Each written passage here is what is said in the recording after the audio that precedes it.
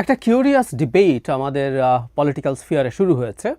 ডিবেটটা আরও আগে ছিল, ইনফ্যাক্ট এখানে অনেকগুলো পক্ষ আসলে অতটা পার্টিসিপেট করেনি, কিন্তু এই ডিবেটে এখন আমাদের রাজনীতির ময়দানের সবচেয়ে গুরুত্বপূর্ণ স্টেক হোল্ডার বিএনপি তারা প্রবেশ করেছে। সেটা হচ্ছে এই সরকার নির্বাচিত নাকি নির্বাচিত নয়। এই আলাপটা দীর্ঘদিন থেকে করছেন জনাব ফরহাদ মজহার। আমি দুদিন আগেই একটা ভিডিওতে এই ব্যাপারে কথা বলেছি। তিনি যে যুক্তির ভিত্তিতে এই কথা বলেন, কিন্তু একটা নতুন ডাইমেনশন তৈরি হয়েছে, কারণ তিনি যে অনুষ্ঠানে কিছুদিন আগে আবার কিছু কথা বলেছেন, যেখানে তিনি বলেছেন নির্বাচন দিয়ে গণতন্ত্র হয় না, সেখানে লুটেরারা ক্ষমতায় আসে।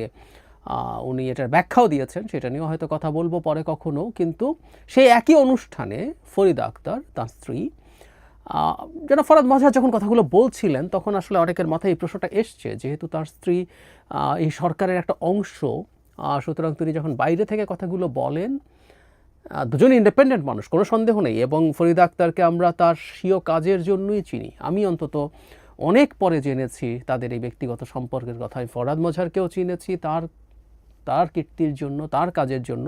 একইভাবে আমি ফরিদা আপাকেও ঠিক তার কাজের জন্যই চিনেছি।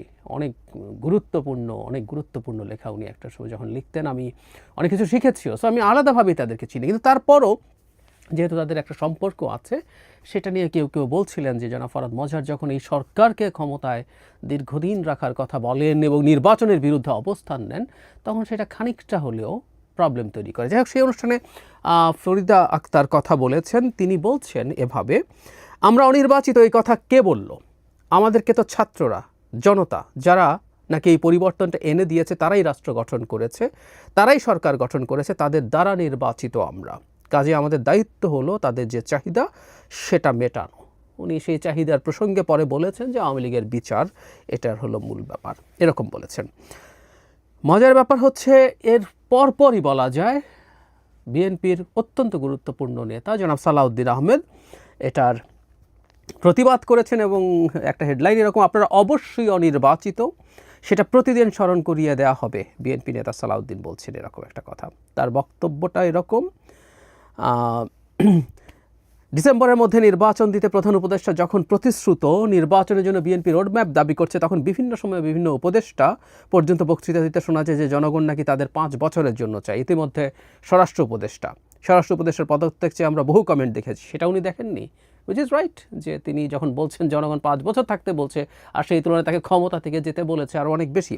যাই হোক, এরপর তিনি ফরিদা আক্তারের কথাকে অ্যাড্রেস করছেন। জনাব সালাউদ্দিন বলেন, কালকে আমাদের ফরিদা আপা, একজন উপদেষ্টা, আমার সঙ্গে খুবই ভালো সম্পর্ক, সেজন্য আমি সমালোচনা কম করতে চাই। বললেন ওনারা নাকি নির্বাচিত হয়েছেন। কিভাবে? গণঅভ্যুত্থানের মাধ্যমে ওনাদের নির্বাচিত করেছেন জনগণ, তাহলে এদেশে নির্বাচন কমিশন আছে কেন?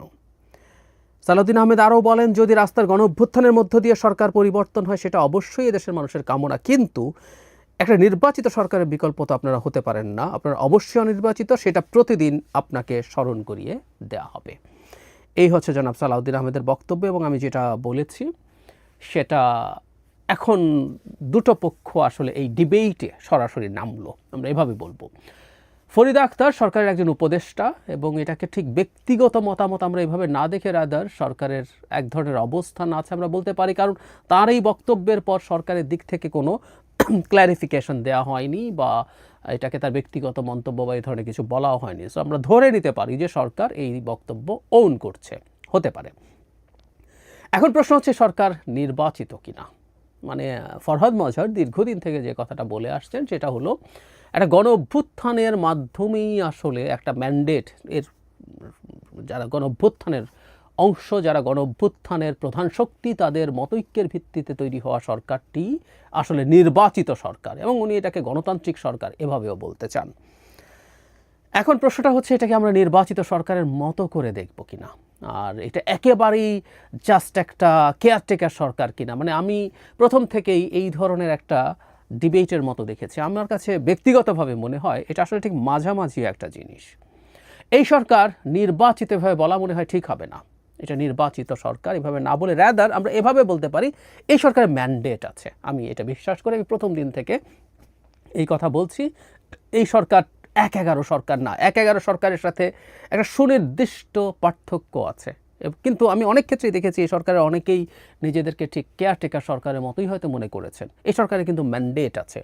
এটা একটা ভীষণ রক্তাক্ত গণ অভ্যুত্থানের মধ্য দিয়ে তৈরি হওয়া সরকার, যেই সরকারকে প্রত্যেকটা পক্ষ গণ অভ্যুত্থানে যারা যারা ছিলেন, যে ছাত্ররা সামনে ছিলেন, বিভিন্ন রাজনৈতিক দল ছিল, প্রত্যেকে এই সরকারটাকে এন্ডোর্স করেছে।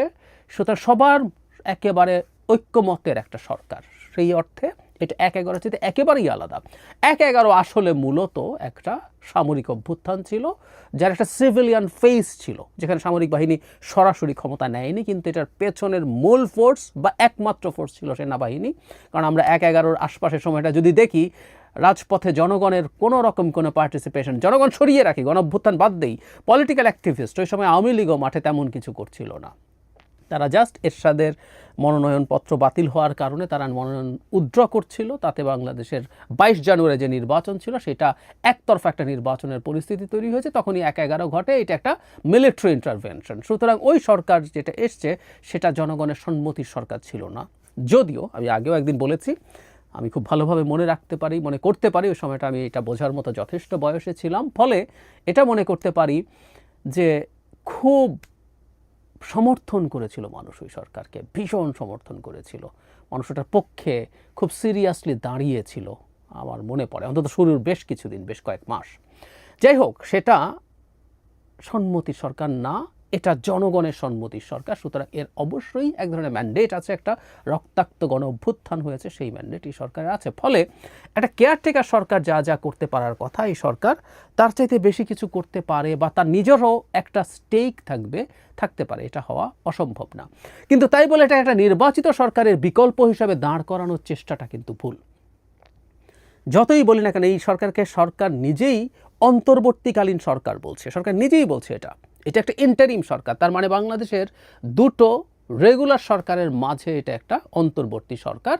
অবশ্যই এটা তত্ত্বাবধায়ক সরকারের, আমাদের আগে এই ১/১১ আগে অন্যান্য সময় যে সাংবিধানিক তত্ত্বাবধায়ক সরকার ছিল, যারা শুধু রুটিন কাজ করবে আর কিছু করবে না, এই সরকারের ম্যান্ডেট তার চাইতে বেশি বলে আমি বিশ্বাস করি। কিন্তু আবারও বলছি, এটাকে একটা গণতান্ত্রিক সরকার, এটাকে একটা নির্বাচিত সরকার বলে এটাকে দীর্ঘ সময় ক্ষমতায় রাখার চেষ্টা, এই যে এখন নির্বাচিত বা গণতান্ত্রিক এই আলাপগুলো মূলত আসলে আসছে এই উদ্দেশ্যে যে সরকার অনেক লম্বা সময় যেন থেকে যায়, ৫ বছর বা কারো কারো মতে ডক্টর ইউনূস যতদিন তার আয়ু থাকে সেই রকম একটা সরকারে পরিণত করার চেষ্টা। এটা ভুল।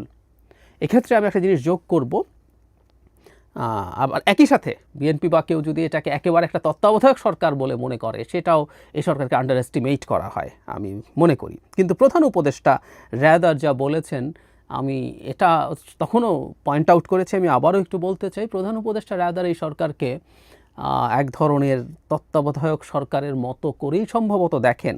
তিনি ডেইলি স্টারকে একটা সাক্ষাৎকারে, ডেইলি স্টার এই সাক্ষাৎকারে হেডলাইন করেছে এরকম, আমরা শুধু ফ্যাসিলিটেটর, কোনো শাসক না ডক্টর ইউনূস। আপনারা যে কেউ ইন্টারভিউটা ইউটিউবে পুরো পাওয়া যায়, দেখে নেবেন, পড়ে নিতে পারেন, তারা এটা পাবলিশও করেছে। পড়লেই দেখবেন যে এখানে আসলে সংস্কার প্রশ্নে সরকার তার নিজের কোনো স্টেক নাই, তারা আসলে দলগুলোকে নিয়ে বসবেন এবং তাদের চাওয়া মতোই যেখানে যেখানে মতৈক্য হবে সেখানে করবেন, তারা ফ্যাসিলিটেট করবেন। যদিও আমি আগেও বলেছি, এই সরকার যেহেতু একটা মানুষের সম্মতির, গণ অভ্যুত্থানের সব পক্ষের সম্মতির সরকার, এবং আমরা অনেকবার বলেছি এই কথা, বাংলাদেশের ইতিহাসে এই পরিমাণ সমর্থন নিয়ে তো আসলে আর কোনো সরকার আসেনি, আসবেও না।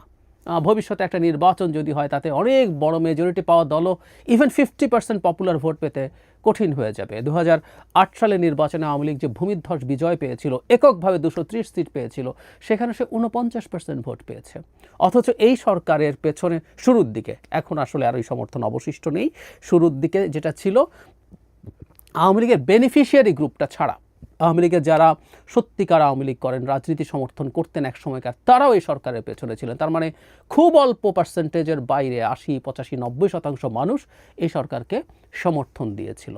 তো এত বড় সমর্থনের সরকার তাদের ছিল, এতেও কোনো সন্দেহ নেই। সুতরাং তারা তাদের নিজস্ব কিছু স্টেক, নিজস্ব কিছু চিন্তা আছে, এটা তারা বলতেও পারতেন, কিন্তু প্রধান উপদেষ্টা নিজেকে সেই জায়গা থেকে শুরুতেই সরিয়ে নিয়েছেন, এটা তো আমরা দেখতেই পাচ্ছি।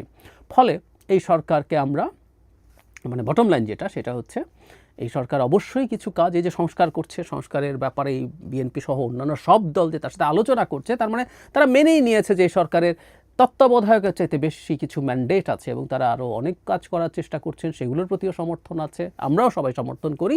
কিন্তু নির্বাচিত বলা বা এই সরকার একটা গণতান্ত্রিক সরকার, কারণ হ্যাঁ আমি বলছি 80% সমর্থন আছে যখন সরকার তৈরি হয়েছে, কিন্তু 80% সমর্থন তাকে এই সময়ে দায়িত্ব নেওয়ার জন্য দেওয়া হয়েছে বলে আমি মনে করি। কারণ তা যদি হয়েই থাকে যে তারা সবাই 80% মানুষ এখনও চায়, দিনের শেষে তো নির্বাচন সেটা ডিসাইড করবে, তাই না?